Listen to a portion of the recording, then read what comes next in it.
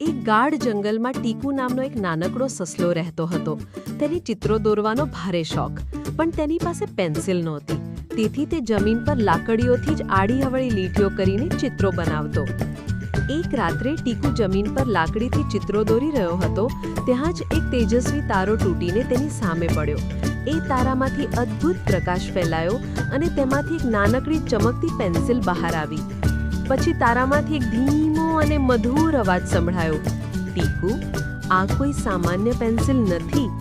તું આનાથી જે કંઈ દોરીશ તે સાચું બની જશે. પણ યાદ રાખજે, આનો ઉપયોગ હંમેશા સારા કામ માટે જ કરવાનો છે.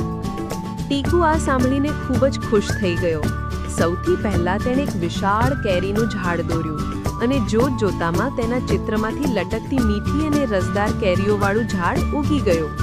પછી તેણે એક સુંદર નદીનું ચિત્ર બનાવ્યું અને તેમાંથી ખડખડ કરતું પાણી વહેવા લાગ્યું. આ જોઈને આખા જંગલના પ્રાણીઓ ખુશ થઈ ગયા. પણ આ જંગલમાં મીકુ નામનો એક તોફાની વાંદરો પણ રહેતો હતો. તેને મજાક સૂજી. તેણે ટીકુના હાથમાંથી પેન્સિલ ઝૂંટી લીધી અને એક મોટો ડરામણો રોબોટ દોર્યો. તે રોબોટ જંગલમાં આમ તેમ દોડવા લાગ્યો અને બધા પ્રાણીઓને ડરાવીને ભગાડવા લાગ્યો. ટીકુ આ જોઈને ખૂબ ડરી ગયો અને રડવા લાગ્યો. ત્યારે ફરીથી એ તારાનો અવાજ સંભળાયો. યાદ રાખ, આ ચમકતી પેન્સિલ ફક્ત સારા દિલવાળાના હાથમાં જ કામ કરે છે. અને અચાનક પેન્સિલ મીકુના હાથમાંથી ગાયબ થઈ ગઈ અને પાછી ટીકુ પાસે આવી ગઈ. ટીકુએ એક પળનો પણ વિચાર કર્યા વગર ઝડપથી એક મોટું ઇન્દ્રધનુષી બારણું દોર્યું અને રોબોટ તેમાં અંદર ગયો અને ગાયબ થઈ ગયો. જંગલમાં ફરી શાંતિ થઈ ગઈ.